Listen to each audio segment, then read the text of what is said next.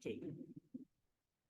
So what I'm gonna do is, I believe that we have almost everyone here, and maybe what we can do is, let me know where you are from, where you're dialing in from.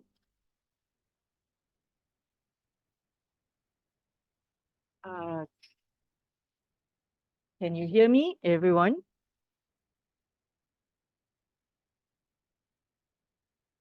Yes. Okay. Okay. Do let me know where you're dialing in from. I believe there would be someone from Malaysia, India. Hi, Nauru. Okay, great. Tonga. Oh, I'm really excited actually to see everybody from all parts of Asia Pacific really. Okay. Hi, Jimmy. Hi, everyone. Hi, Margaret. Okay, so today is actually our fifth module, I believe, and it's one of my favorite topic on transaction monitoring. So let's kick off. So as usual, the administration is to please mute your microphone when not speaking and have your mobile phone handy. Use the group chat if you want to comment or ask questions, or raise your hands if you have any questions, or unmute yourself. There is a parking lot that I will share the link again with you. Again, this is what I'm looking to do is actually to co-create the content, and a lot of today's session actually I have received the concerns from the survey that we did at the beginning of the webinar series. And so I hope that, because we only have 2 more modules left, and if you could make use of the parking lot to ask some questions or make any specific requests that or any concerns that you may have, and so that we can I can build that into the content in the next couple of weeks. And of course, most of important is to have fun, and to you will get a participation certificate. So this is the link.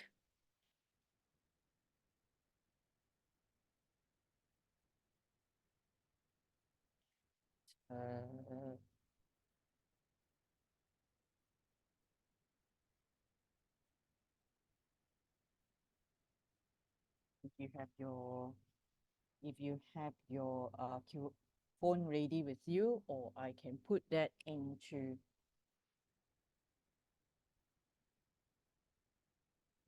the group chat. So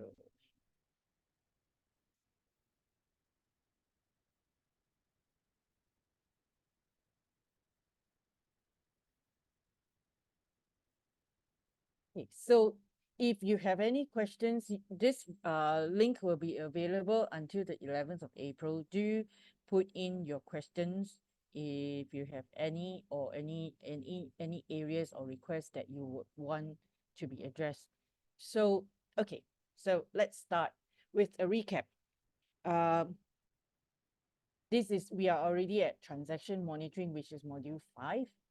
We started with correspondent banking, and then we went through the fundamentals of customer due diligence, the sanctions, and terrorist financing, enterprise-wide risk assessment. And now what I see us coming together today is to talk about transaction monitoring, which is the last part of the client life cycle risk management, I would call it.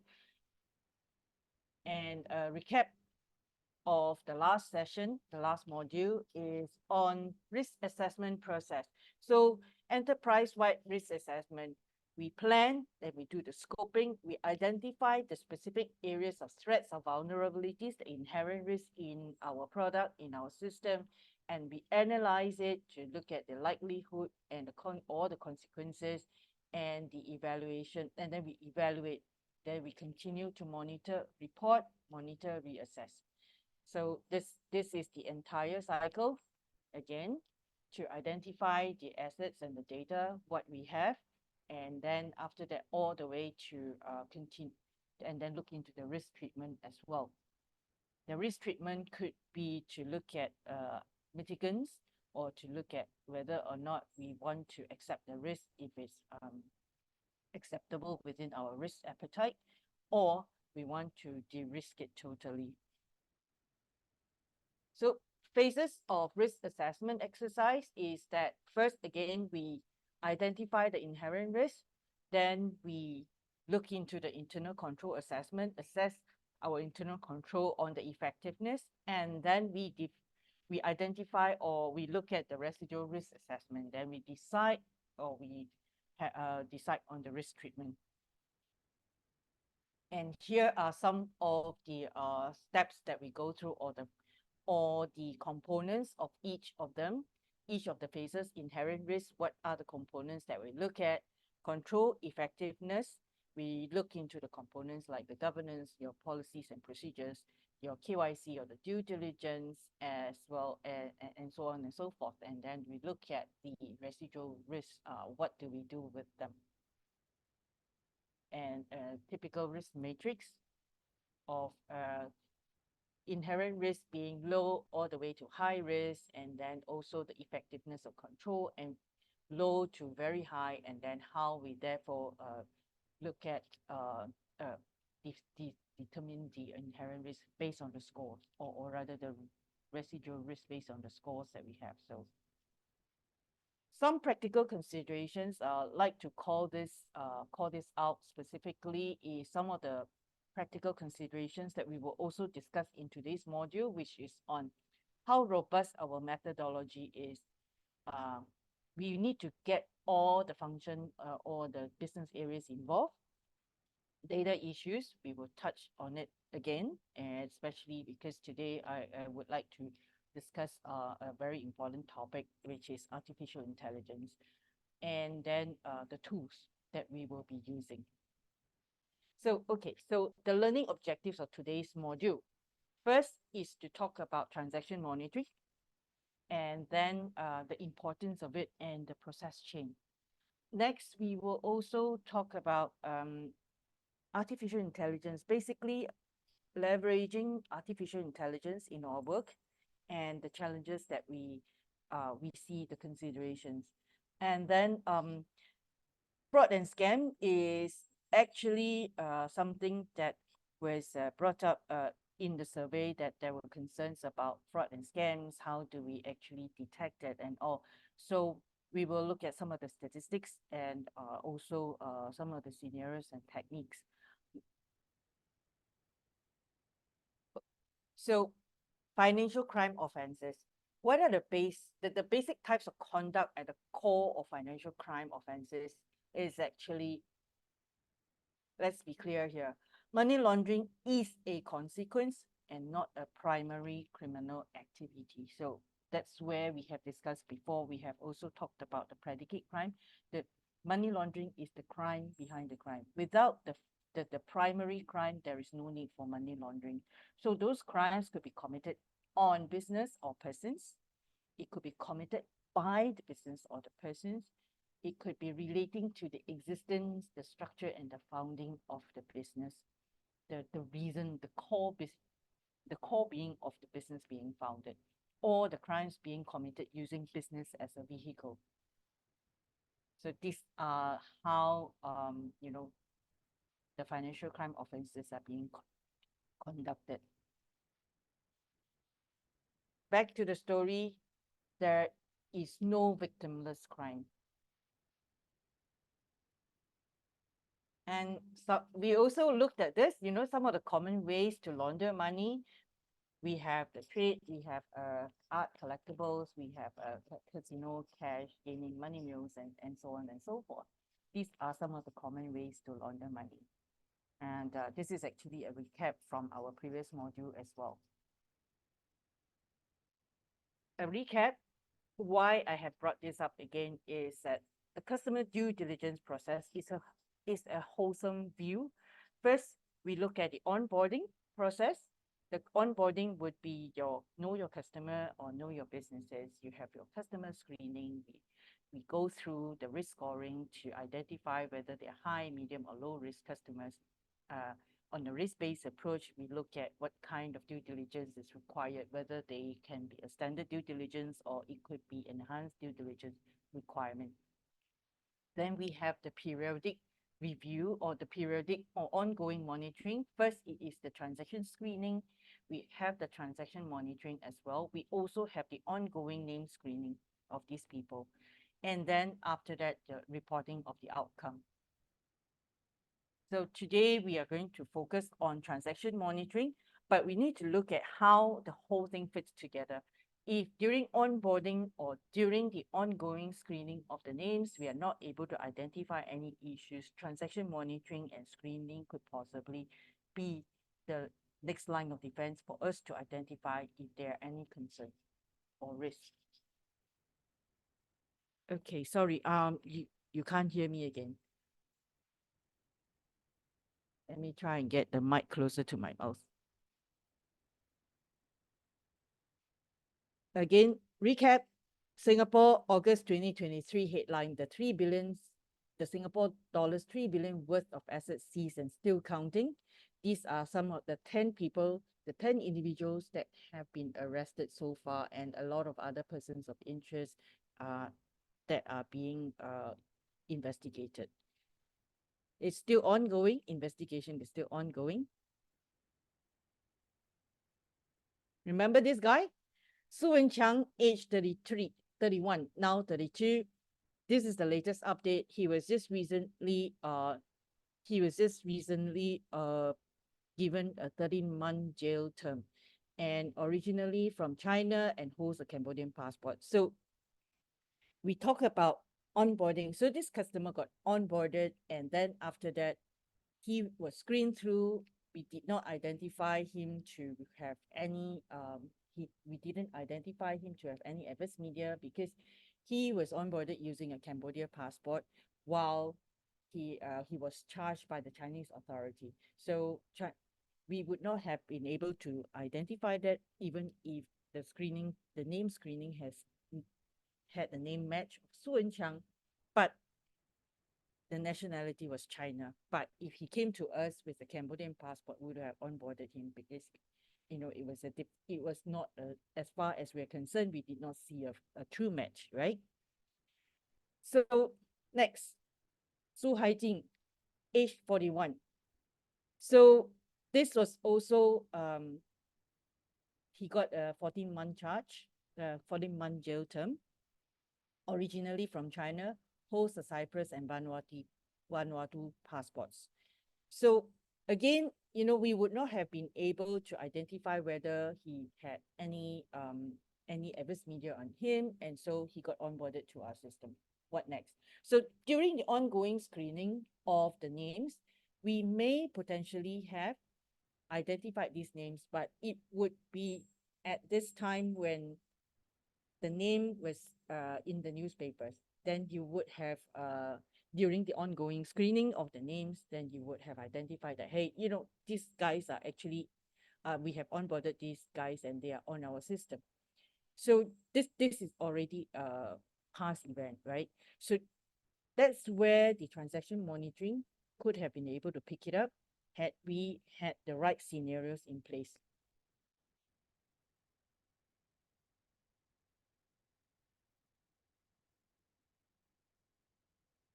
Okay, so one area of concern that FATF has been calling out is on the designated non-financial businesses and professionals. And why is that the case?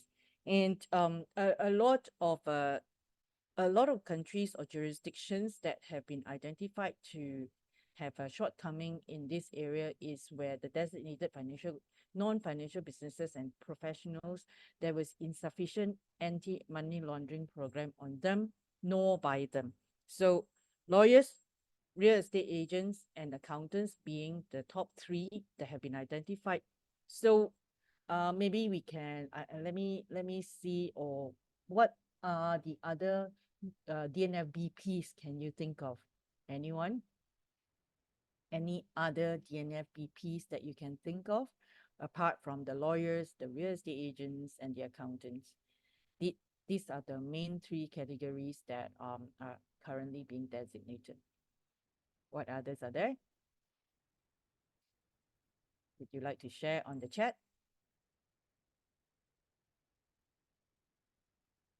One other I can think of is pawn shop, motor vehicle dealers. Yep. And especially so with the luxury vehicles as well. What others are there? Casinos.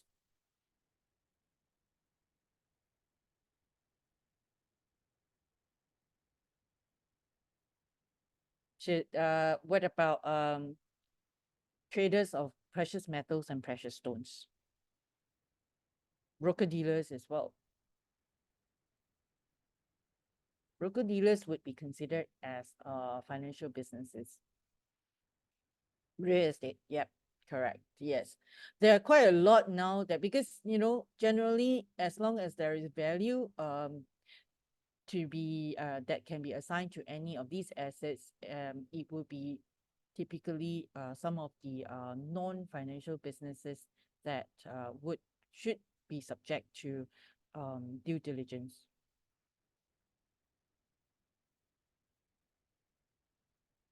So the importance of transaction monitoring. So as we have looked at the ongoing monitoring, that's on the name screening. Okay, first we come with onboarding, and then we have the ongoing monitoring of names, right? So the next is actually on monitoring the transactions, monitoring and screening of transactions. And an effective transaction monitoring system enables financial institutions to detect and assess whether the customer's transactions pose any suspicion. So, okay, so and then also the transaction monitoring systems, what we now call as a perpetual KYC is where it facilitates a holistic review of the customer transactions over a period of time. So that is also provided that you have, this is where having a system that is able to identify those the transactions and then connect them to the CDD profile, the customer due diligence profile, that is absolutely important so that we can have a holistic view of the transaction of the customer risk profile over time. Transaction monitoring process, therefore, is actually a process chain where you first risk assess the customer, and as you do the due diligence, then you set the parameters, the threshold, the scenario setting. And okay, this is where it is important for us to look into our enterprise-wide risk assessment. In particular, is where we look at the customers, what the customer profile that we have, the risk profile that we have, the products that we have, and this is how with those enterprise-wide risk assessment that we can set the parameter and the threshold. And then there has to be a lot of back testing. Data integrity is also is very, very important. Okay, so then we also look at one other thing, which is transaction monitoring. A lot of times people, I tend to split that into two. One is called transaction screening. The other one is transaction monitoring. Typically, transaction screening is pre-transaction, before a transaction happens. So in the past, the pre-transaction screening is normally to identify whether we stop a transaction from going through in the event we identify any sanction risk. But now, it become more important or more urgent for us to also look at pre-screening for fraud. Potentially, there is fraud risk, and therefore the pre-screening stop the transactions before they go through. And then after that, the transaction monitoring would be when is to identify transaction potentially money laundering.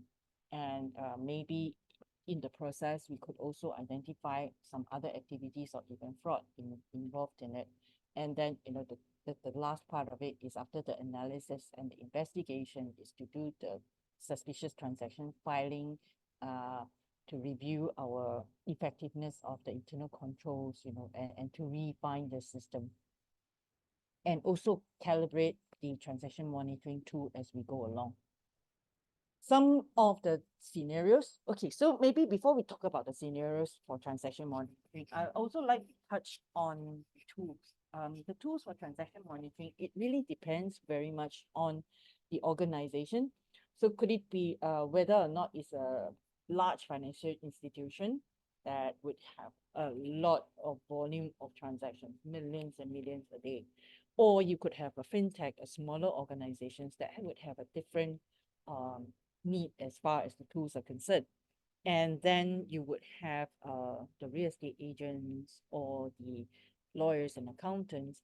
They would also now be needed to have transaction monitoring and basically customer due diligence process in place. So depending on the type of activities of an organization, the tools may be different. There would be those that would require really huge AI generated or AI powered transaction monitoring tools, because you have the amount of the sheer volume is not something that is easy to manage by any human being. And or the other thing is if for smaller organizations, you might just need to have a very simple Python dashboard written on Python. So these are some of the tools, or even some of them could be manual.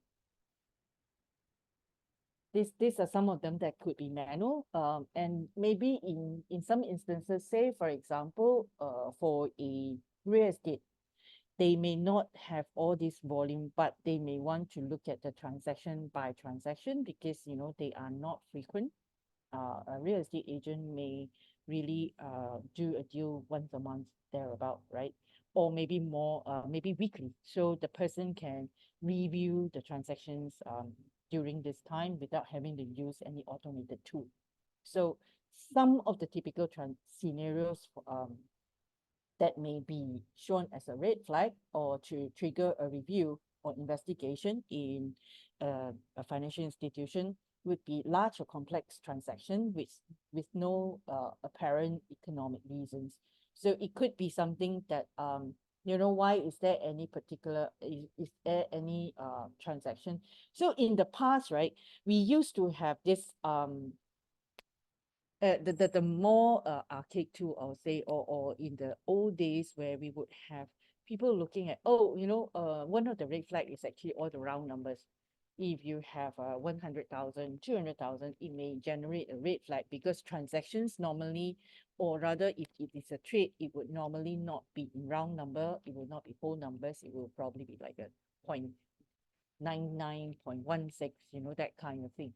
So now criminals have also gotten really clever. They started to not have round numbers. So now we look at large complex transactions, and then we look at deposits. It's not just about coming in, but also going out without any specific justification. This is why recommendation 16 of the FATF is actually talking about transparency of transactions, is because that is very important for the financial institutions now to identify the originator and the beneficiary own information, so that it will facilitate investigation.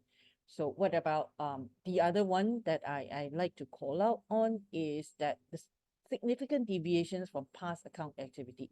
Now, this one is actually also important, not just from a post-transaction, but pre-transaction as well. And we'll talk about that later.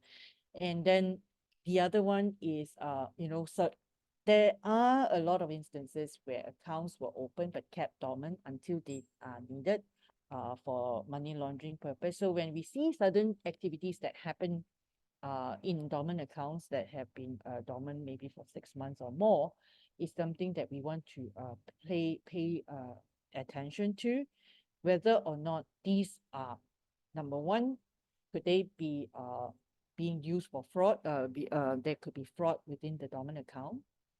Someone has unauthorized withdrawal. But if there is a sudden large deposit into a dormant account that is has minimal amount in there, we will also want to take a look at it and see whether and do some further investigation to see whether there is a risk of money laundering is about to happen. Okay, so one thing I thought this report came from the recent International Labour Organization from the UN on profits and poverty. Why I have pointed this out is because now, due to the economic downturn, there are a lot of people who have been exploited, especially in our region. Poverty is one of the reasons that people have gone overseas or have gone into work that they get underpaid, or they have long hours and all that. So forced labor is also one of the area of concern for us. And what I mean by forced labor is that we may not see it, but there are potentially recruiters as well of all these. I'm aware of say for example recruiters who go into the villages to recruit all these workers to be working on fishing boats and all. And the fishery industry is one of them that has been identified to have significant concern as far as modern slavery or forced labor is concerned. Why forced labor is also where, say for example, a lot of all these recruiters, they actually charge a lot of money to the people who want to get work on in other want to get work. And so a lot of all these people actually borrowed money so that they are able to get the jobs. Unfortunately, the pay could be so low that they may work 6 months without pay to be able to remit back to their families before they can to pay off the bond. And they work long hours. They they they don't get to eat well, and also these are some of the concerns that we have.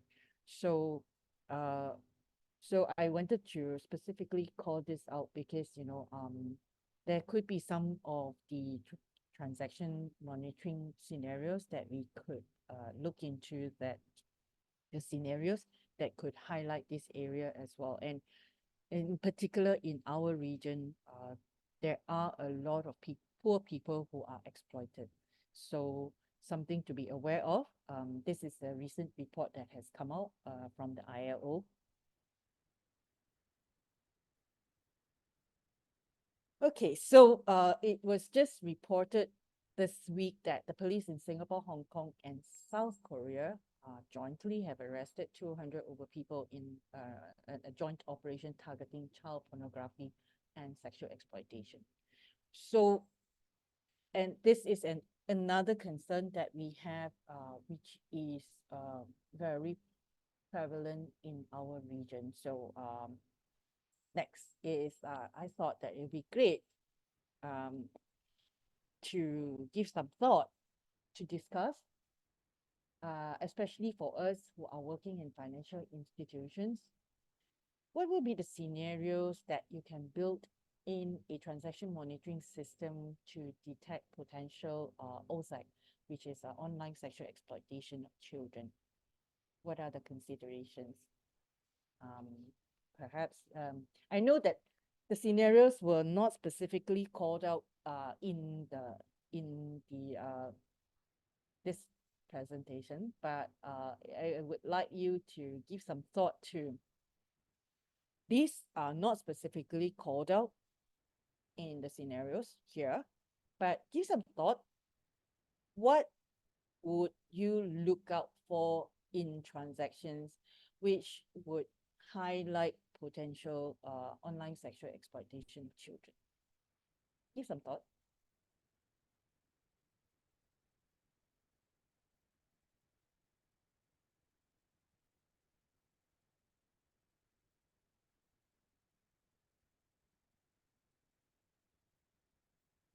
Yep, behavioral and historical data. So one of the things that okay, so for banks, right, if they had banking halls where people come in and out.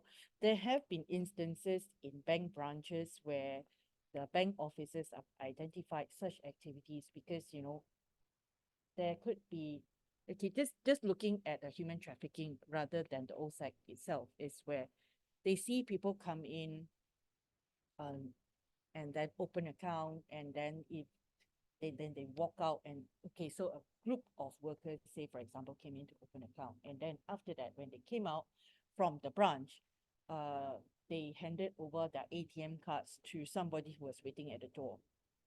So yes, that's right, Chinyap. Yep, fund deposited and withdrawn in different countries with different time zone. So that's one of the indicator as far as OSAC is concerned. So now you see here, we are also looking at, okay, some of the typical scenarios. We always talk about large transactions, large transactions. Unfortunately, in the case of OSAC, it is not so. One is, as Bichin or Chinyap mentioned, that fund deposited and withdrawn in different countries. Say, for example, fund being transferred from the United States to the Philippines, and being withdrawn in different time zone. So these areas, and then also say, one of the things that in my previous organization, we also look at transactions that happen at night between 10 p.m. to 6 a.m., for example. And so, and especially when it is a fund transfer that is made during this time, and then it gets to another time zone at night in Singapore time. And then, so what we are looking for behavior here is potentially a buyer of those materials, because people generally would only have time in the evenings after work to be able to purchase those material for viewing. And so the challenge is also where you will probably see in some of these transactions that it says pocket money, school fees. While they seem very innocent, there is a high chance that these funds are going to are being transferred to some child in a poorer part of the world for for for favors or for materials, right? Um, it's actually not a very nice. It is a very unpleasant. It is actually very unpleasant. But something that I wanted to also highlight is that it is not about large amount. There would be small amounts as well. And the higher the amount actually may signify that the more illicit those materials are. The smaller amounts may be something less. So therefore, it may be as low as $30 or $30 US, or it's just as low as that, because it really depends on the kind of activities that you have. So far so good.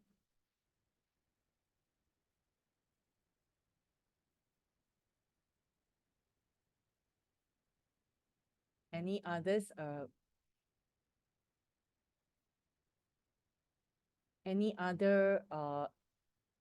So now that I have given you some ideas, what other considerations would you have? What are the scenarios do you think that you would build into your system?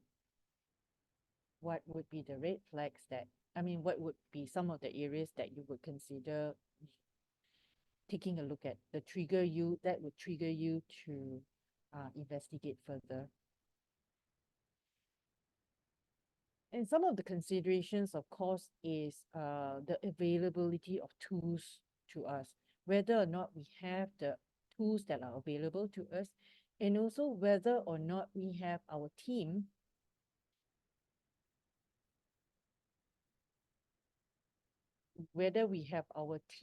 that are well trained to be able to intuitively say, is there something wrong? Do we need to investigate further? So there are two parts, right? One is, say, from Singapore, I would typically be looking out for potential buyers, the behavior of potential buyers. And in some of the poorer countries or developing countries where the risk of being the sell side is high, we will need to look at some of the scenarios that pertain to the seller.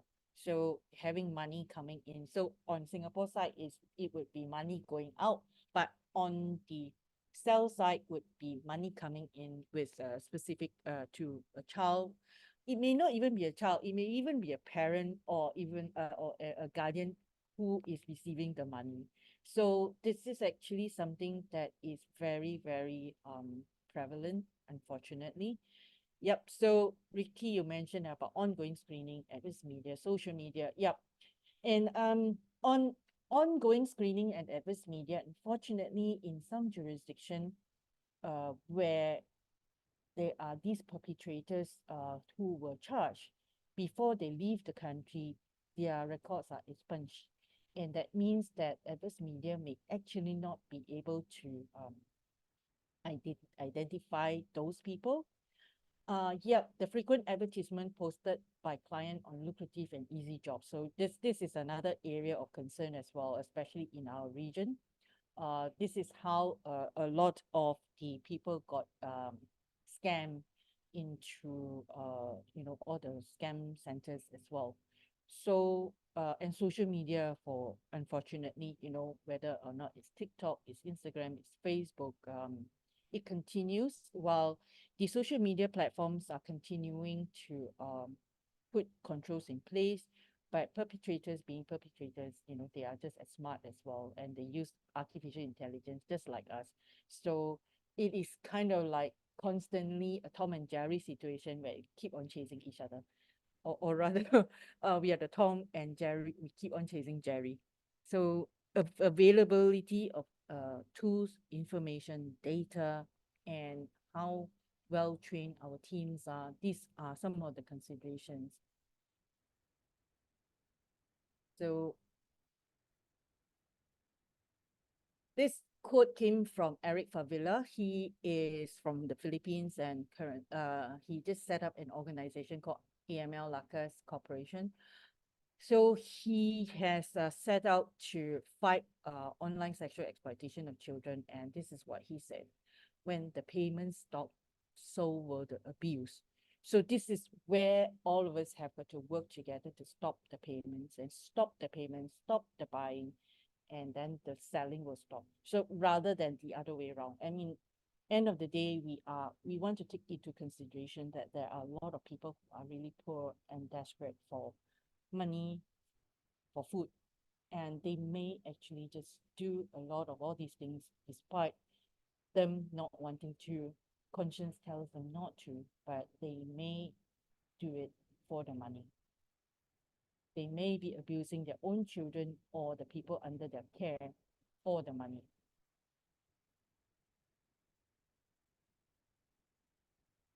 Okay, so this is there are some of my favorite stories from transaction monitoring. I hope you can hear me because the plane is actually on top. The tale of the baker and the banker. So this is a situation where um remember, when we talk about customer due diligence, is where when we have the form, the customer onboarding form or the customer account opening form, a lot of time you will see in there volume of transaction, amount of transaction, right? So these are actually, while in a lot of instances, the front line or even the customers do not take this very seriously, but this is what is going to be something that will help us in our transaction monitoring. So when you see a customer put in, say, for example, my monthly turnover is 50,000 US dollars, and then the transaction monitoring, the more savvy ones or the more intuitive ones would have scenarios that are more granular, and they say, okay, this particular customer, we are only expecting 50,000 incoming or outgoing a month. And then they may be able to put a threshold of anything, any deviation, anything above that, it will, or say, for example, 10%, it will trigger a review.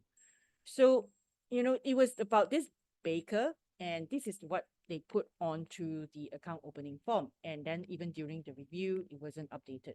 So then over a period of time, the relationship manager actually noticed that, hey, this person has put in 50,000, but on a monthly basis, I'm seeing the income or the turnover to be more than 100,000. So what exactly is happening? It triggered a review.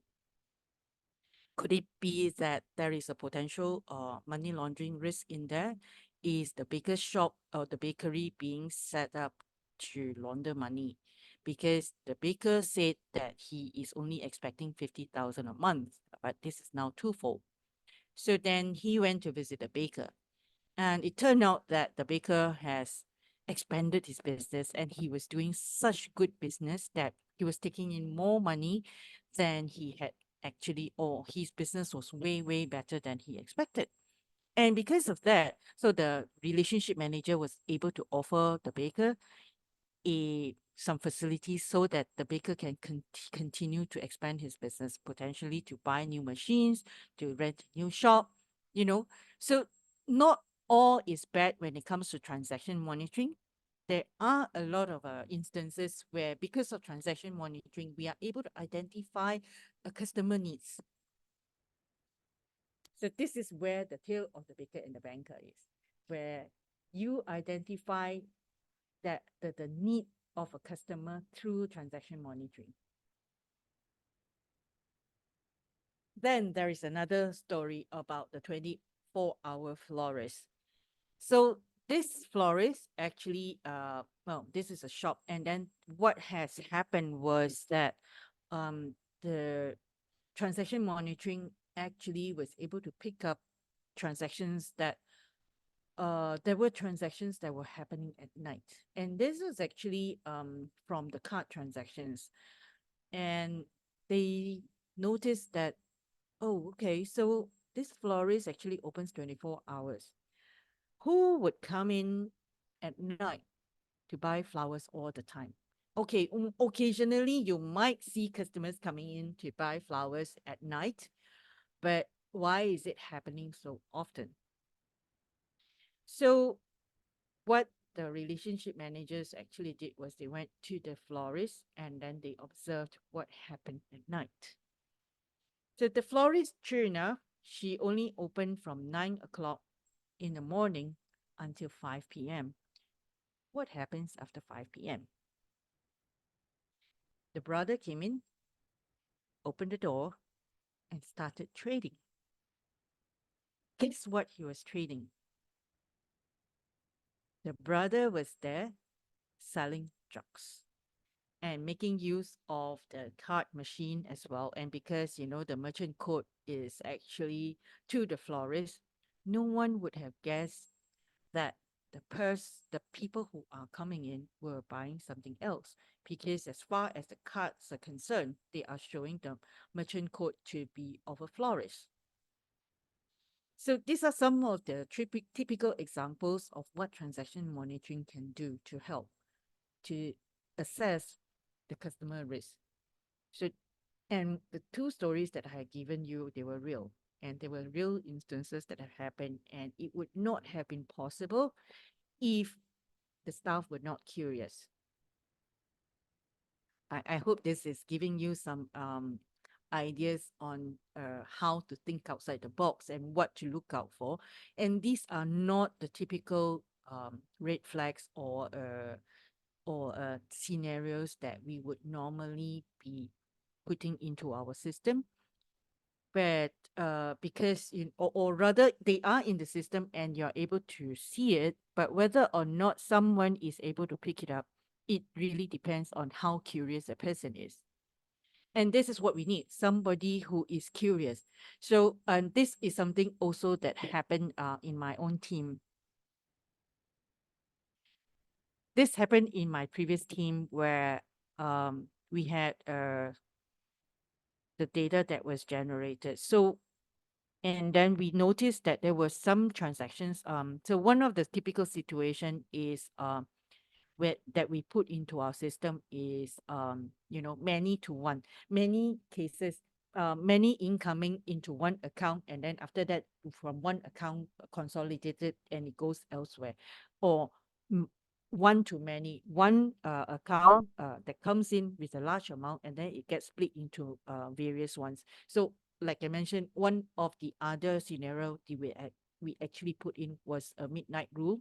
We call it the midnight rule, which we put between 10 p.m. to 6 a.m. in the morning, because we wanted to see what kind of activity is so far. We At the last I knew, we didn't identify any, but I mean, this is something that we continue to put in place so that we want to monitor to see whether to catch some kind of trend. And so, okay, back to my staff. So this is one curious fellow, and I really am glad that he did that. Was that when he saw the trigger was many to one, and when he saw that this particular, and then there was a trend of the same people actually giving that to one person, one amount of money. A lot of people say 50, 50, 50, 50 into one single account, and then it got transferred out within 15 minutes. So it got accumulated 50, 50 to about 200, then it will get sent out. So what he did was, then he looked through it, and what then he noticed that in his review that the one that is accumulated the fund, he will have in the payment description something that the numbers, a series of numbers that look like phone numbers. So then what he did was, we look at the phone numbers and he went, I wonder. I wonder if this phone number if this could be a phone number that is in our system. It looks like a phone number. Let me just check and see whether this phone number is in our system. And true enough, uh actually, Chin Yap, he wasn't a data analyst. He he has a business degree, and he's just basically a very curious person. And he just said, I wonder, this looks like a phone number. So he put the phone number into our system, and he said, maybe this phone number could be our customer as well. And true enough, it turned out that this phone number was somebody who is our customer in our system. And then within that, he found another flag with many to one as well. And all these were all accumulated, and then the person sending the money out. And then from there were phone number reference again. So, because of all that he has done, it does take a lot of time to do so. And then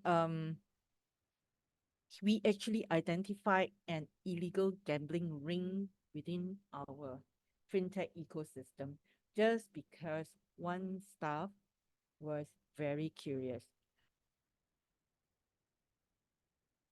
Yep, correct. So interestingly, a friend of mine has just shared this as well. And he is one person, he's crazy about elephants. I don't know what is with him about elephants, but he knows everything that there is about elephants. It's just like, in our past, the one of the module where I talk about, having the general knowledge about where Jebel Ali is in terms of the location in Middle East port. So my friend, I mean, it's just so coincidental that he is extremely passionate about anything to do with elephant. So, and of course, he was going through he was looking at transactions, and in Thailand, transactions between Thailand and Hong Kong, I think. And he started to notice certain trends of transactions where there were a lot of huge volume of transactions going through, and all that. And then he started to dig deeper into it, and he found out that it was illicit wildlife trafficking.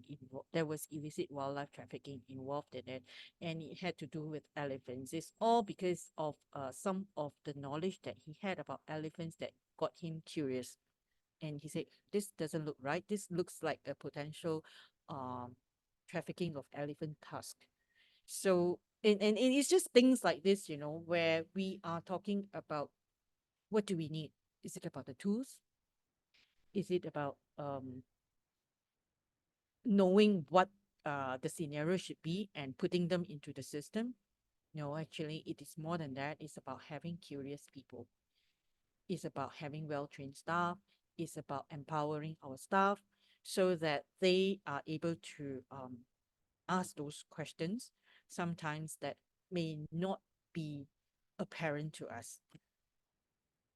So, yep, that is my story as doing transaction monitoring is concerned, about being curious. So again, back to having an effective transaction monitoring system comprises the following element. Is actually having a well-calibrated framework. So the system and the tools are important. It doesn't have to be the most state-of-art tool. It could be just as simple as a Python dashboard.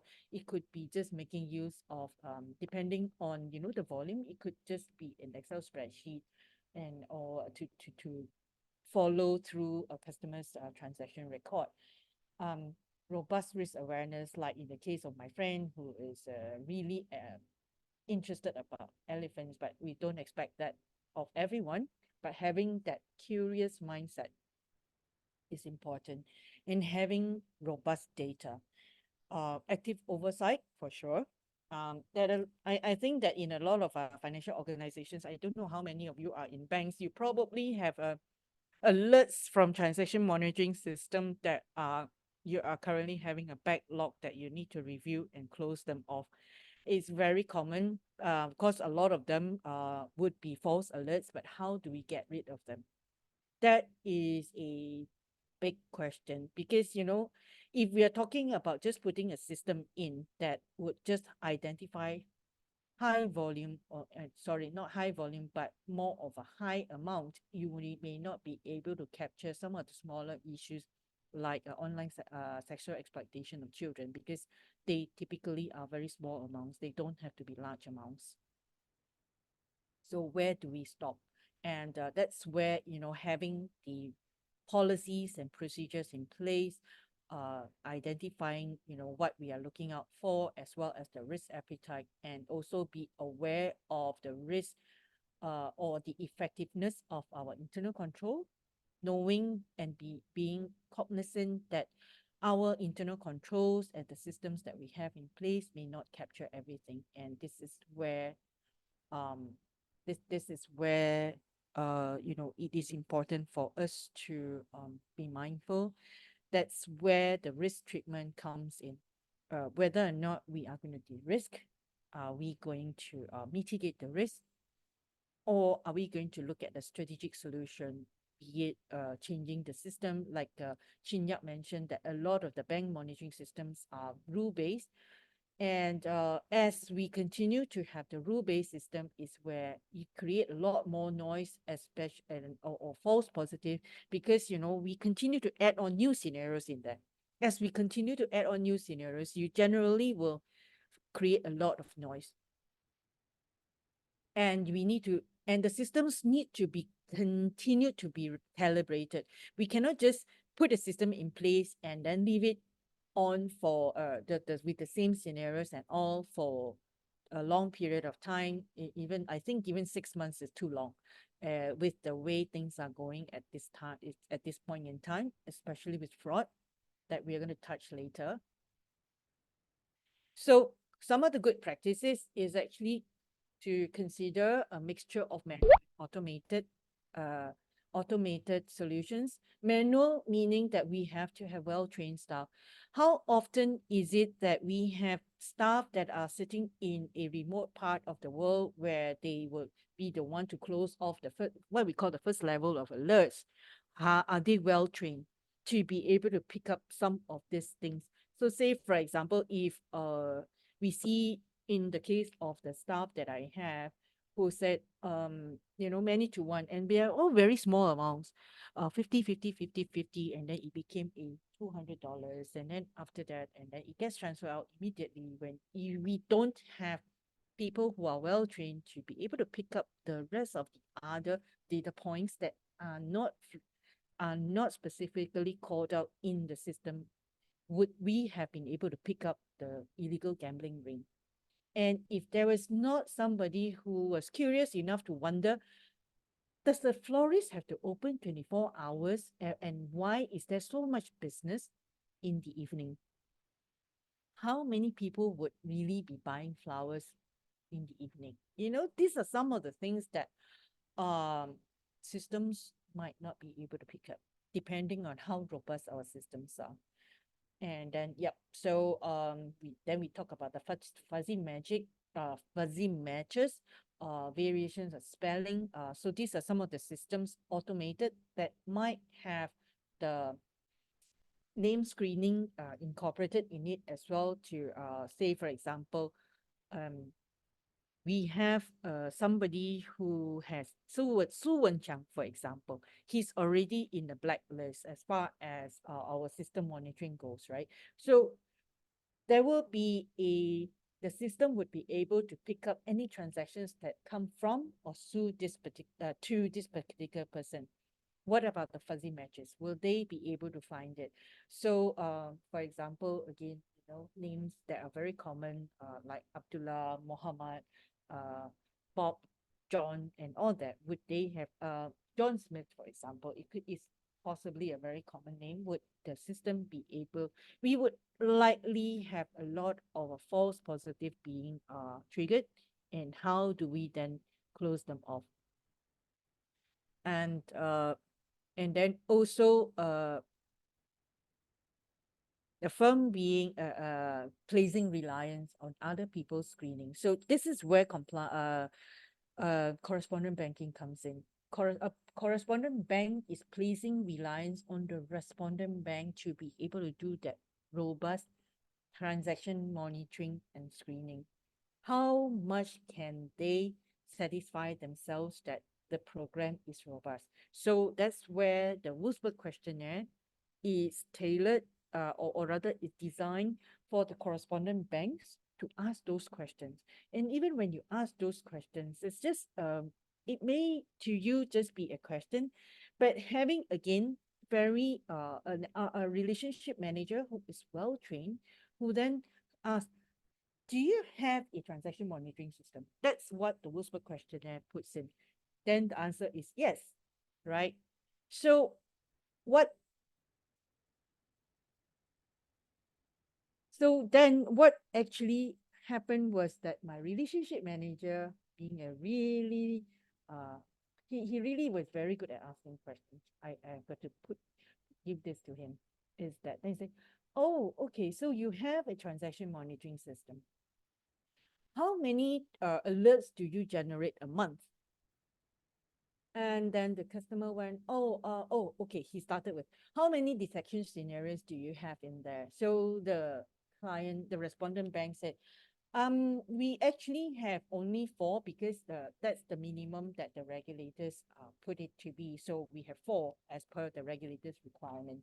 And what is the transaction monitoring tool that you're using, the solution service provider that you're using? And so it was a really big name. So like, okay, we are very comfortable because this is a name that is well known in the market. So are we comfortable? So he went further to ask another question. He said, how many alerts do you generate a month? And this is where it knocked us off our chairs. Customer said, the respondent bank said, actually, the system is new. We are still implementing, and it is in pilot phase. So there are not that many alerts that have been generated yet. When did you implement the system? Last month. Okay, so is this to replace another system? Then the client said, no, we have been doing a hybrid of manual with, this is where the Python dashboard came in. So this was actually a Python dashboard with some manual eyeballing. And this is actually a very, very big local bank in Indonesia. And so we went, okay, so this is something that we never expected to have been identified during our conversation. So asking the right question is important. That because if you don't ask the right questions, you won't get the right answers or the answers that you need. Okay, Ricky, you have this comment. Does this include using AML solution service provider? They keep saying that their solution helps to reduce false positive, but precisely, this has actually always been my biggest concern, is having a lot of the vendors or solution providers out there who would sell you the idea that you can before you can actually, I mean, they will always say that you would be able to reduce the number of false alerts because we have an Gen AI tool, Gen AI powered tool. It doesn't work that way. As Chin Yap mentions here, the parameters, we need to have robust data.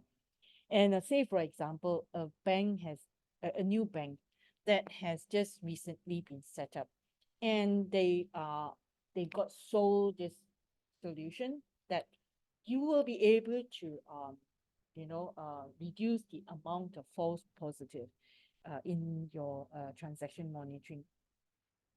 How is that even going to be possible if your Gen AI, which is which depends on machine learning, which means that you need to have data to teach the machine. And if you do not have even past historic data to teach the machine, how are you going to be able to have the Gen AI tool to close off the alerts? And are you going to rely on another organization or another bank's historical data that has been used to teach the machine to help you with closing off the alerts? How comfortable are you that the risk profile of another bank or another financial institution or even the customer profile is same as yours? Even if we have a Gen AI tool, you need to make sure that this tool is being trained to your risk profile, not to another organization. So it is, as Chin Yap mentioned, we need to understand the parameter. We need to understand how they support the system. So basically, a good system would need to have both rule-based and AI generated. And I would say that when it comes to artificial intelligence has actually been around for a long time. We have been using artificial narrow intelligence for a long time.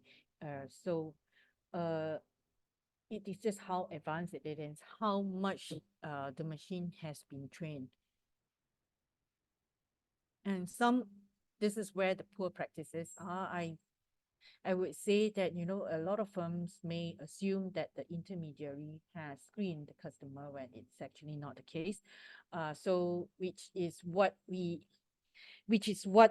happened in that conversation I had in Indonesia, where, okay, so, yep, they said that it was fully automated, but it wasn't so until a month ago.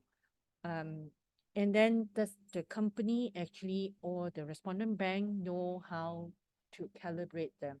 Do they have the team or the staff that well trained to be able to do the calibration or to understand some of the nuances that are very peculiar in your organization, which may not be with another one? So because that not all banks will offer, they may offer similar products, but they may offer it to different group of customers. They may not have the products may have certain differences to them. One may offer to under 18 customers, another customer of the same product, another bank may not. So of course, some of the concern that we have is that the list may be outdated. Say, for example, Su Wenqiang has just been charged in court, and whether or not a customer, the business unit, or rather the bank or the financial institution has the most updated list as of yesterday. So some of the vendors may say, so I think one of the questions that we would want to ask any of the solution provider is how often do you update your list? And if they update their list once a month, chances are if this is an event that happened 2 days ago, you will not have picked it up. So it's just like in the case of the two individuals that I mentioned earlier during the name screening. In my system, I had actually the ongoing name screening being switched on, and because and of course, I use a pretty good vendor, a very reliable vendor, a very good big name. And it was able to pick up some of the names of those that were identified as money mules, not this for 10 individuals particularly. We did do a screen on these names when the police issued the list out. But there were some other some other individuals who were charged as for money muling. And we were able to actually pick it up within a week, not within days, but it was within a week that we were able to pick up that this person has been charged. And so it's how updated the lists are so that you will be able to identify them immediately or expeditiously, I'll say, in a timely fashion. And yeah, so and monitoring of payment instructions, there may be even when it comes to monitoring of payment instructions, just a very simple example of the checking, the referral or the reference information to be able to pick up that they could potentially be a phone number, and that phone number could potentially be our customer. Whether or not this is something that can be input into or inbuilt it as one of the scenario, chances are no. This actually is something that because somebody happened to be curious. Yep. So artificial intelligence. I am not an expert on it, but this is a topic that is very, very pertinent to what we do. In particular, in the current age where a lot of solutions are, a lot of solution providers boast that they have the latest state-of-art technology, and they are able to help you to reduce the amount of false positive, as Ricky asked just now. So, okay, what can artificial intelligence do? The wonderful thing about artificial intelligence is its ability to analyze vast amount of data quickly and accurately. And it is able to identify patterns. And the identifying pattern is where the machine learning comes about. When you identify the patterns, right, it will also require humans to teach the machine that this is suspicious. Without the humans teaching the machine that this is suspicious, then it will not be able to identify and flag it out so that we can do further analysis. So it continues to be a process of machine learning, artificial intelligence, picking up the data and having the human to analyze the data, identify that it is suspicious, right? Yes. And then after that, using all this natural language processing and pattern recognition, it can train the models. It can train the models to be able to identify. So, and then also, I'm mindful that we should have a quick break after this slide. I will have a quick break. And then, we are able to identify the fraud patterns and then detect the fraudulent behavior, transactional patterns and all. And then basically artificial intelligence has its use that it will enable the compliance team to focus their efforts on analyzing high risk cases and do more higher value work as well, rather than to go through eyeballing and looking at the Excel spreadsheet and all. And even Excel spreadsheet, how many lines can you have in an Excel spreadsheet? 50,000 lines or something like that. And then also to have some form of consistency and standardized approach in AML compliance, because each individual may have a different risk appetite, despite of and especially they would have their past experiences that they would be able to look at things differently. So with that, let us come back at 9:15. Now it's 9:10. Let's take a 5-minute break. Come back in 5 minutes, and which is 9:15 my time. And in the meantime, if anyone has any questions, please feel free to pop into the chat, or you can have a conversation.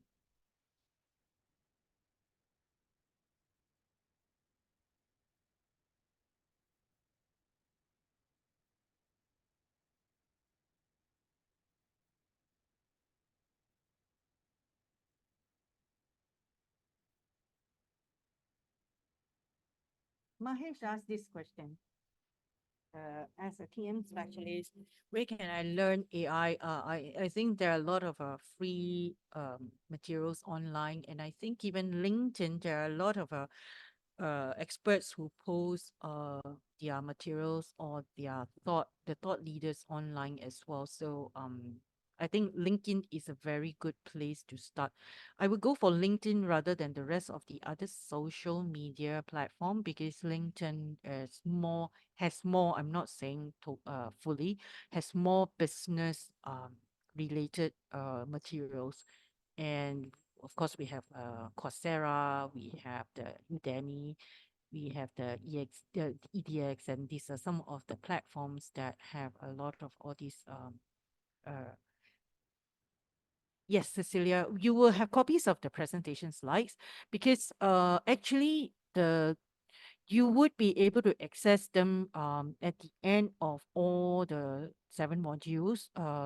The programs are recorded, and the slides will be on the Learning Hub from ADB.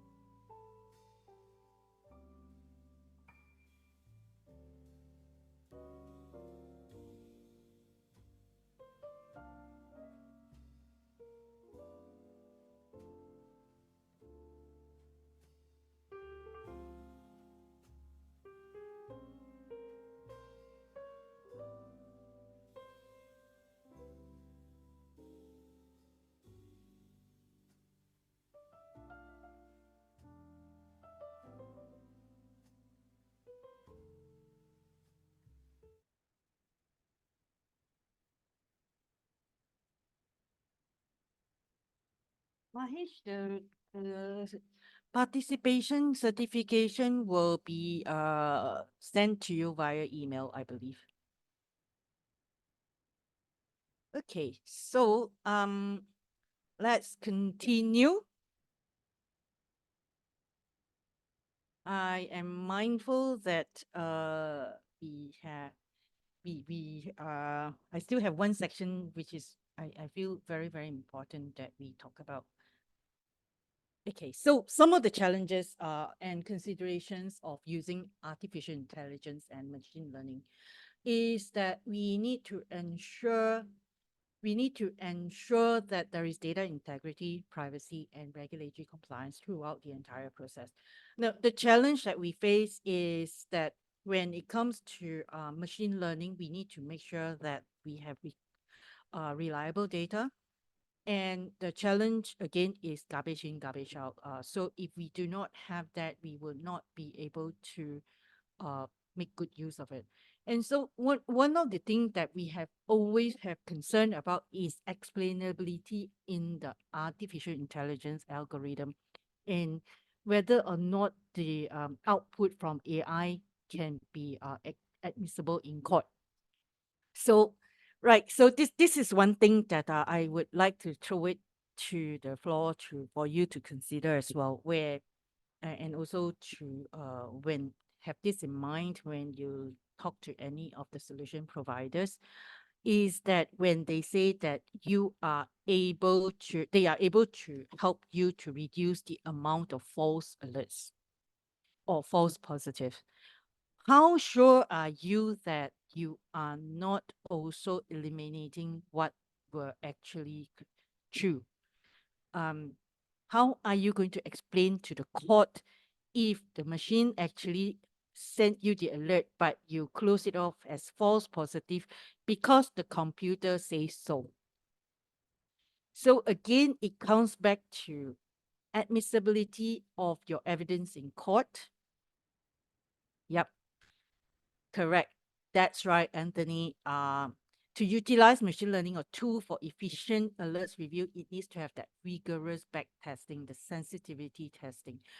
It has to be fully documented. The only defense you would have is that it is fully documented, and also to acknowledge that there may be mistakes when we do it, because I think it's going to be something that is very difficult to be accepted in court when you just go in there and say because the machine says so, and therefore we took it as false when it's actually not.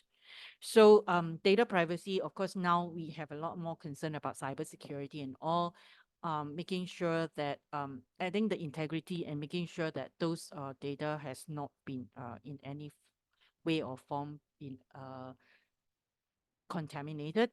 And yep, ongoing monitoring and validation of the AI models is very important to ensure that they continue to be effective and accurate. So everyone, so when you get this sales pitch saying that you have a Gen AI powered tool to help you to reduce the false alerts, for sure, ask them all these questions. Correct. I think Chin Yam, you're right. We need to reskill and upskill our staff, especially when it comes to uh AI being used to replace. And question, right? This is a question that has come up a lot in presentations that I made, in especially the case with the young up and coming graduates, that they are concerned that they will lose their jobs to artificial intelligence. I think and also I guess it's across the board, whether or not they are fresh graduates or they're mid-career or even very advanced, is whether or not AI is going to take over our jobs. So it didn't come from me, it came from Kit Crawford, Microsoft. Is AI is neither artificial nor intelligent, because AI is built on natural resources, and it is by people who are performing the task to make the systems appear autonomous. So it takes a lot of human brains to be able to get AI to take over our jobs. And so So AI can take over some of the more manual jobs, like, as there are a lot more transactions coming through our systems and faster. So AI can help do that, but they cannot take over the high value jobs. Definitely, we will need to have a lot more training to our people, because, you know, again, back to the stories that I shared earlier about the baker and the banker, about the florist, as well as about my own team member who was able to identify an illegal gambling ring within our ecosystem. This would not have been possible if there was no human intelligence involved.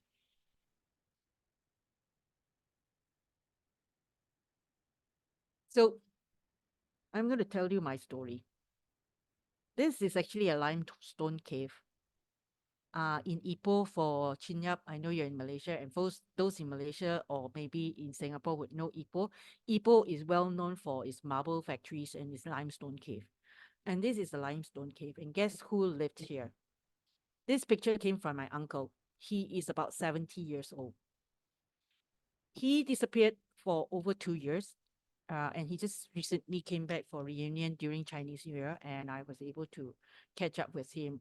He still didn't want to talk too much about it, but all the entire family knew was that he has been homeless for 2 years because he was ashamed. He was ashamed because all his savings got scammed, and he had absolutely no money. And at 70 years old, he's still doing odd jobs now to support himself. I mean, now he has a home. He stays with my mom. And he's still doing odd jobs because he wanted to be self-sufficient. This is what happens to a lot of people out there, and I really want to call it out that fraud and scam is real, and it happened to my own family members. And that's my story. Okay, so this came from the Asia Scam Report 2023, which was issued beginning of this year on the frequency of encountering scams in the entire region. So I noticed that the survey has not covered the Pacific Islands, but you can get the drift that I believe that in general, it will be quite common whether or not it is in Southeast Asia or is in North Asia or is in the Pacific, is that do there are people who actually say that they encounter scams every day. Never, maybe there are some countries that have never, but you see that the percentage is quite small. Typically, you would see people would have encountered scams at least 80% of the people would have encountered scams. 80, more than 80%, or even 95%.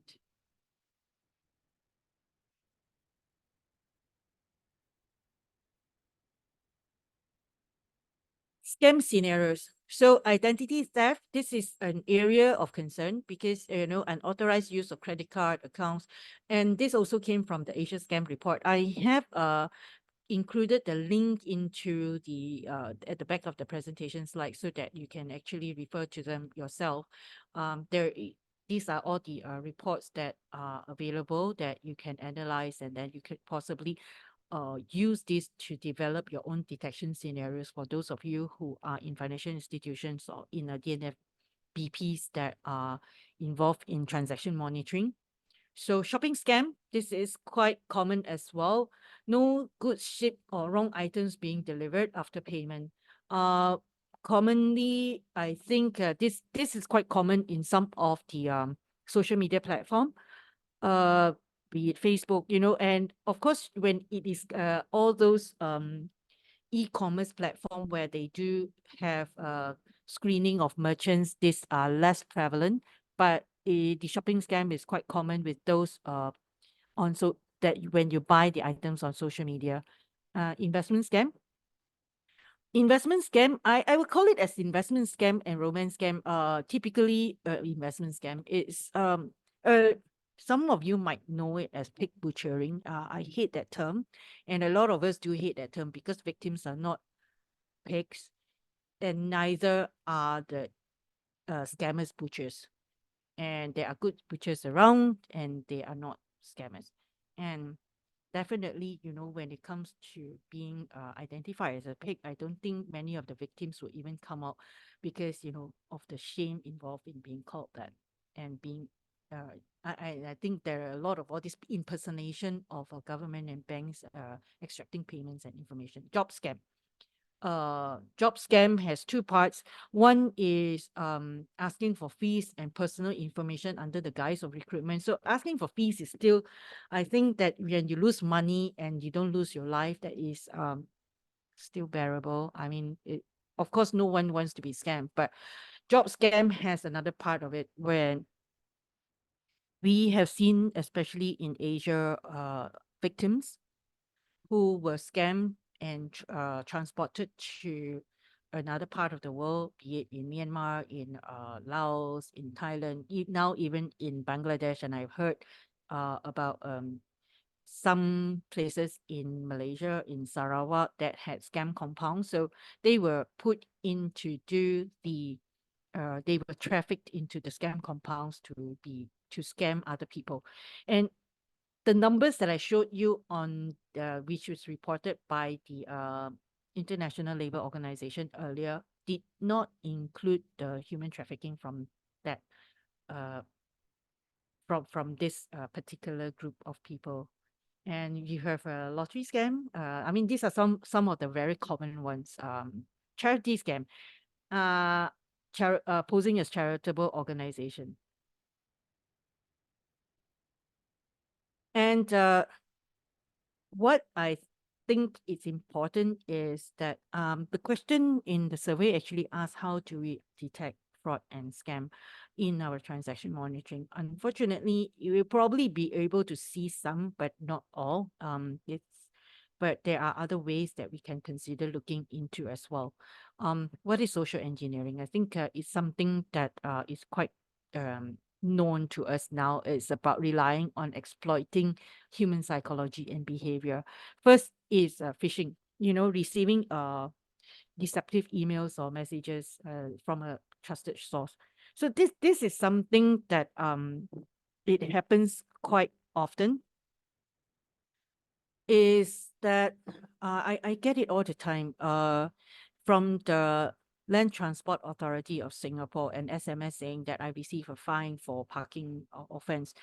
Well, for me, I don't drive in Singapore. And so there is no way I can get a parking offense. So I will ignore SMSs like this. But there are a lot of people who drive who may see the messages from the LTA and think that, oh, I may have actually got a fine ticket, right? Or I had a customer that, I mean, like this was one who reported to us, and his his card got compromised, and it was because he was expecting a parcel. He was expecting a parcel, and then he received an SMS from SingPost, allegedly from SingPost, saying that there's an issue and he needed to pay some custom duty in order for him to receive the document, to receive the package. Now, this is something that is very common to us when we are caught off guard, and it happened to me as well. It nearly happened to me, I'll say, because I ordered some I did some online shopping and was expecting the parcel to be delivered to me that evening, and I received a notification from Shopee. And then I received an SMS saying that my uh, address was not accurate and please click the link. So the thing here is to remind everyone to stop. Don't react immediately. This is probably the time when uh, not responding fast is a good thing. And I told myself, okay, I was very tempted to click the link. And then after that, I thought, okay, why don't I wait until tomorrow morning? Because I'm sure I can wait, right? And see whether my parcel gets delivered tonight. And true enough, I received my parcel in the evening. I knew that that SMS was a scam. And had the parcel been delivered any later, I would have clicked the link in the next morning. So this is not about being very clever. It's about being very educated. It's about being caught off guard. So pretexting is about, a and creating a fabricated scenario. Now we know about deepfakes, and we know about the AI and all that, and having all these concern about, the hey mom fraud, where a child might, your child, that's or someone who sounds like your child calls you and say, hey mom, I'm in trouble, that kind of thing. So then you have baiting, you have okay, baiting is now quite common. Free download Android package app, or Android package kit, which is the APK, an app that is outside of your official app stores, that contain malware with the aim of infecting victims' devices. So can you so these are some of the areas, and some offering service and benefit in exchange for sensitive information. It may happen, and it is a human behavior, and it may even be offering the service or benefit, or even, romance. People who are caught in a romance scam may be willing to offer up some sensitive information to the person that whom he or she loves, or pretending to be someone else. I get this kind of call all the time and say, hey Julia, this is my new number. Then and I go, who are you? They say, oh, you mean you don't remember me? How can you not remember me? And then they start having the conversation. Or they can pretend to be sending you a text, and a wrong number text. So very common. So these are some of the tactics. These are some of the tactics. Okay, so keeping up with times. I don't know how many of you has actually watched Tinder Swindler. So we have the fourth from the left is Cecilia. She's the one who has actually formed an NGO called Love State, that is advocating to support scam victims. And then phishing, as I mentioned, promising lottery winning great returns.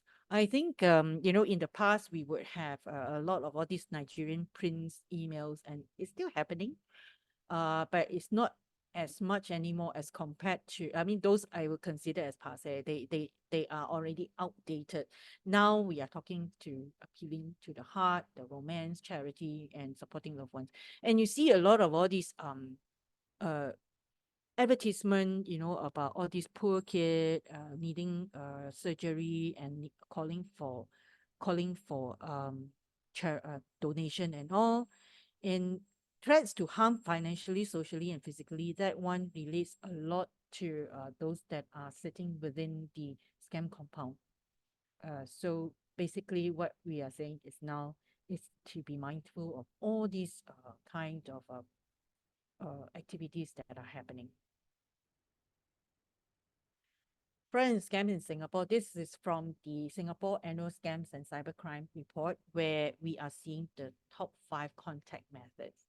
Social media, you see Facebook, TikTok, Instagram. That is the number 1. And then next is the messaging platform.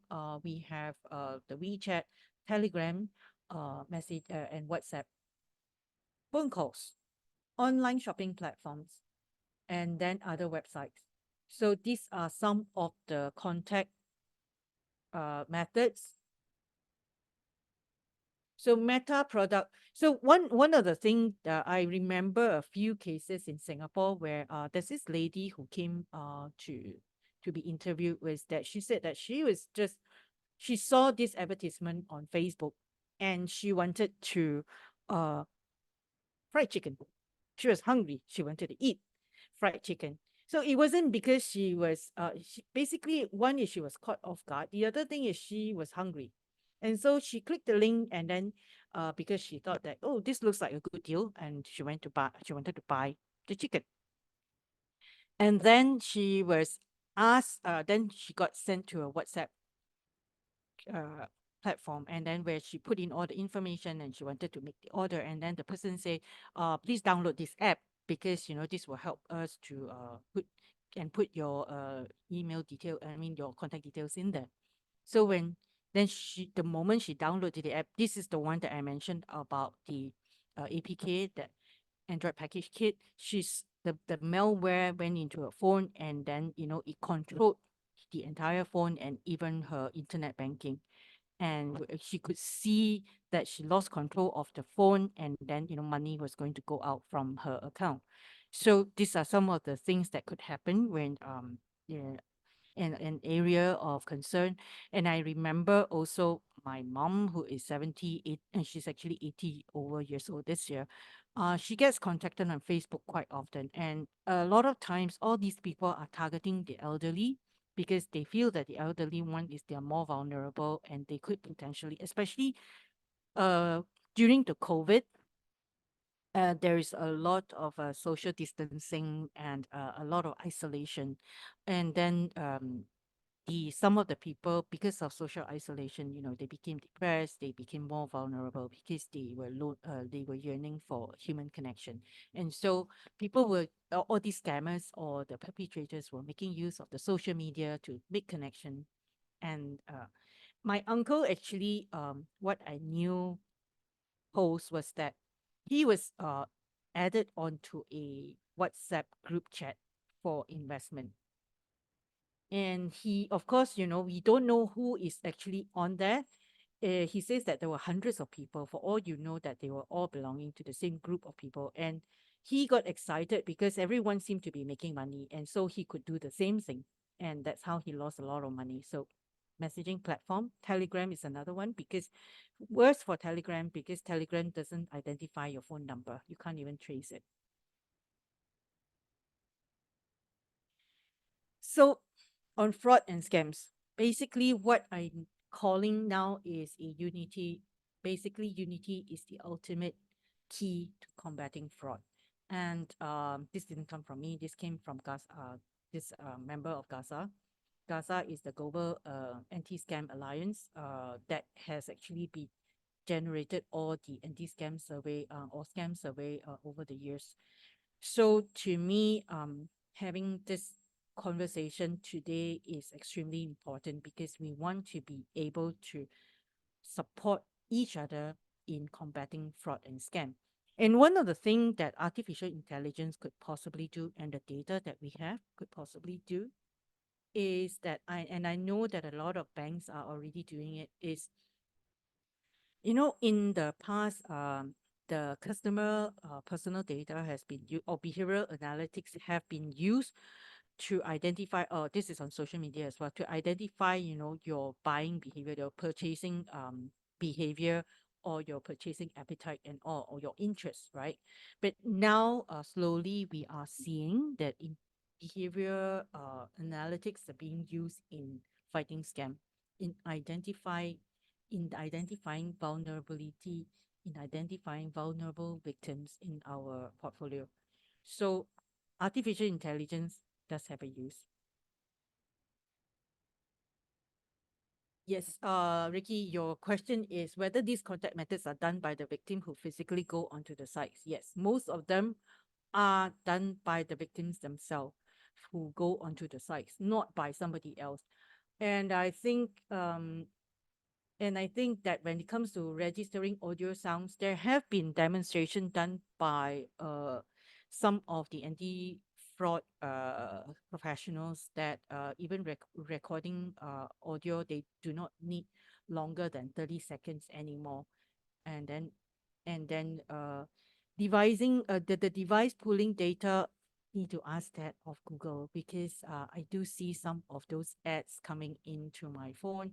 How that got through the screening, I really don't know. And it does get through, unfortunately. No matter how much, and I think that in Singapore, the shared responsibility framework is put in place, where telcos are also being called to task to also look into how they can prevent scams from going through. There are a lot of all these activities, and in Singapore, there is also a Scam Shield, which is a government-owned app that if we install into our phones, would be able to identify if a message that comes in is a potential scam.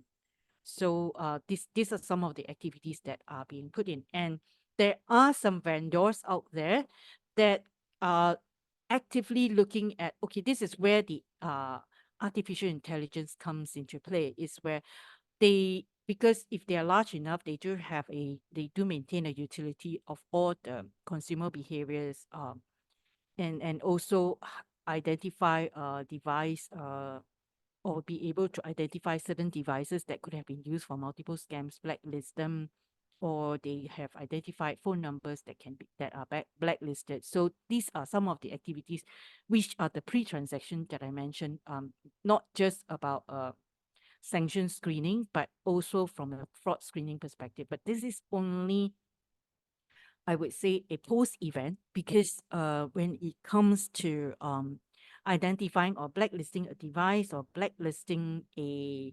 um, blacklisting a device, or blacklisting of names and all that, it only comes as a post event. It's only when it is reported.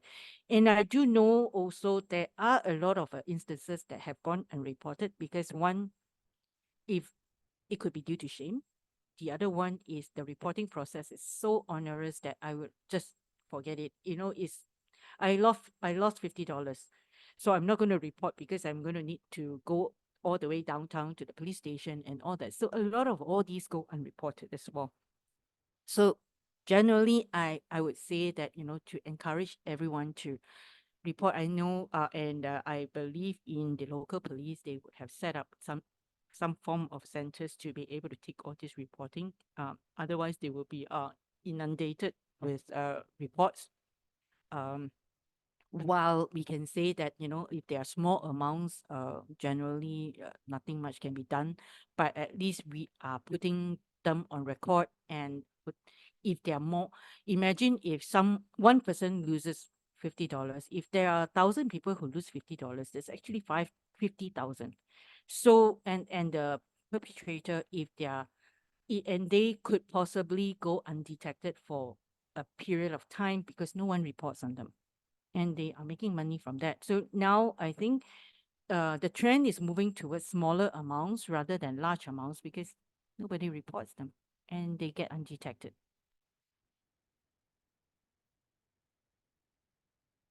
So I want to close actually. We have 15 minutes for us to take some discussion, to have some discussion around various areas as well. I want to close with this part that says that compliance does not stop financial crime. People do. So it is not about who is in the first, second, or third line of defense. It is not about, having the tools in place, but all of us working together, having a community that is watching out for each other, is what is going to stop financial crime. So, yep. And actually, that's the last part of my presentation. We have some time for us to have some Q&A. I know that this is a topic that is very close to a lot of people's hearts. If you have any questions to ask, whether or not it's on transaction monitoring, is on artificial intelligence, the use of tools, or could it be on fraud and scam? And on fraud and scam, there are a lot of work that is happening. And in fact, the Global Coalition to Fight Financial Crime, which I am part of the secretariat, we are going to launch a paper on this particular topic. And when the paper is launched, I will get permission from the chair to also load that into the ADB Learning Hub, so that everyone can also review it, and or hopefully that paper will be helpful to the region as well.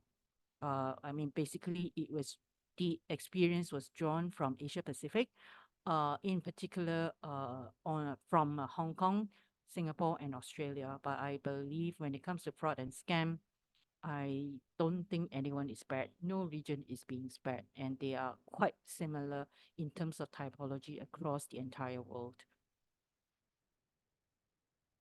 Over to you to ask questions or comments.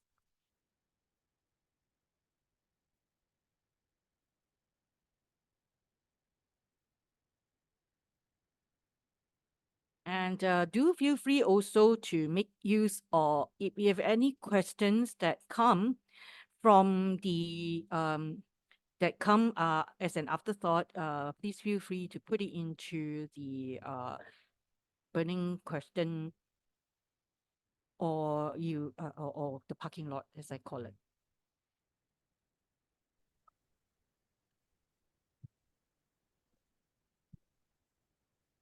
No questions? No comments?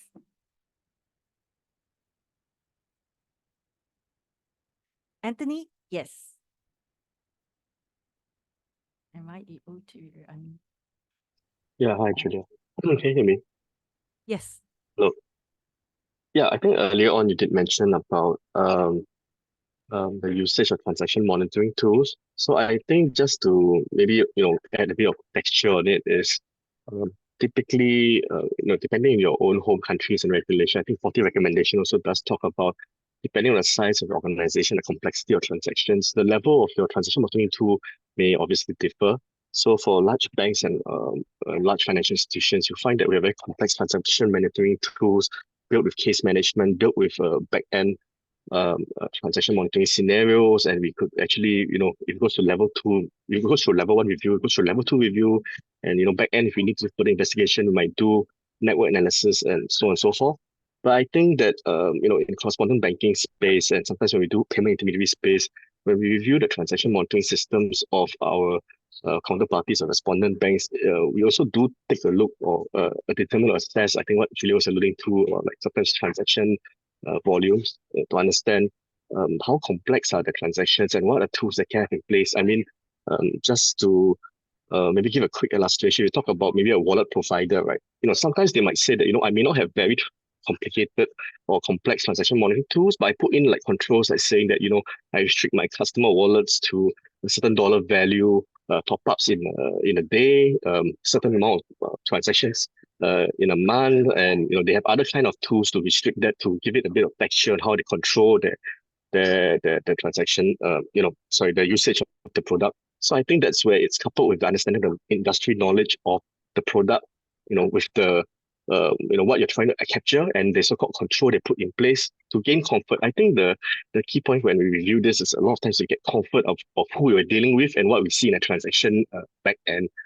Um, I may have gone a little bit too far into details. But I think high level point here is that um, you know whatever we do in terms of the space, either as your own individual MLO for our own organization, is to look at what you think is the tools available, to so-called look at transaction that goes into your systems and seeing that do you reasonably can identify red flags or I call it transactions of interest.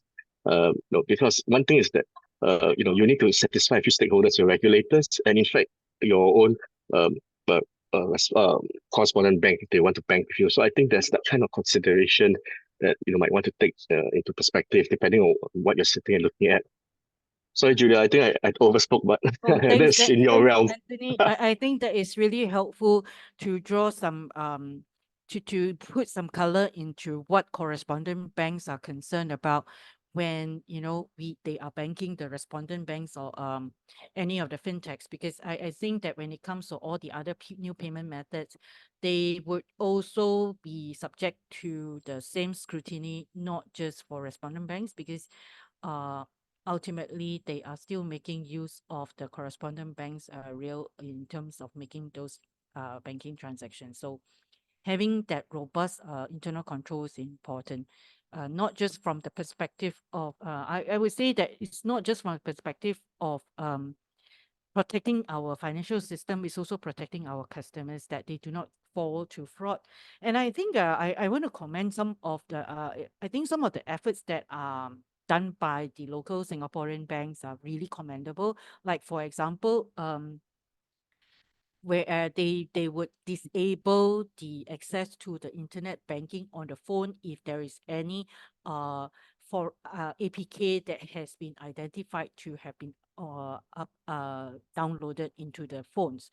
And then of course, in the case of transaction monitoring and screening as well, now we call, I think some vendors call it fraud screening, is where Anthony, you also brought up the point about yeah, and you're mentioning this, is that when it comes to all these systems, even the existence of VPN, not IP address, VPN, and all that. It now gets screened. So I think the existence of VPN is also another indication of a risk.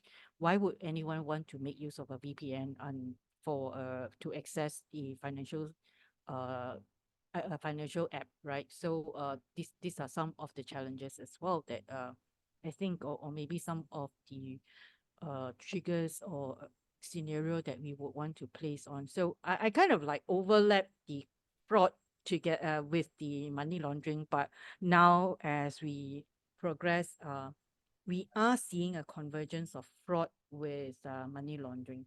Hence, the call now is not about fighting money laundering, but about fighting financial crime. I think Julia on that piece. I think previously on the sanctions part, right? We find that the VPN is actually a tool where would-be persons might use a VPN to change the IP address if they're really based in sanctioned countries, or your legitimate customers happen to be in Middle East and very close to the IP address of a sanctioned country, right? So so I think sometimes we do put in place IP address screening as well for sanctions purposes. Yep. Any other feedback or comments or questions from the floor? What about Chinya? Julia, I actually agree with you that you cannot separate fraud from money laundering, because if you look at when we define money laundering, it's actually illicit. Fraud, all these scams, the fund is illicit. So actually they are part of money laundering, you see. So that the only thing is that the awareness of people they have to read more, especially the staff of a financial institution and those public. They have to read more to understand where this comes from, how they get caught. And I think education, banks have played their role in education. But educating a customer is not actually one of the best method. But I think the banks also have to play their role in looking at their system, how robust is their system, because sometimes, and I think that the next important thing is the trust, because nowadays you can see a lot of internal staff also selling the customer data. So previously all of us banking the money in the bank is because we trust the bank. So now we have to bring the trust up, beside putting the awareness. The trust is more important to put, the culture in the bank itself. We need to implant that back to the staff. Why you, and of course we cannot get away from risk management. As I say, risk management shouldn't play their role just to make sure they monitor the risk. They have to educate the staff so that when all of us are aware of the risk, I think we'll be more cautious, we'll be more careful. Just that they can also come up some talent from within themselves. Okay? So sometimes I believe nowadays people start worry about, wow, with this AI and machine learning, I may lose their job. Actually, before the company actually intend to do any digitalization, they should actually build up the culture of how they should upskill and reskill the staff first. This is what I think. Then only they can fight.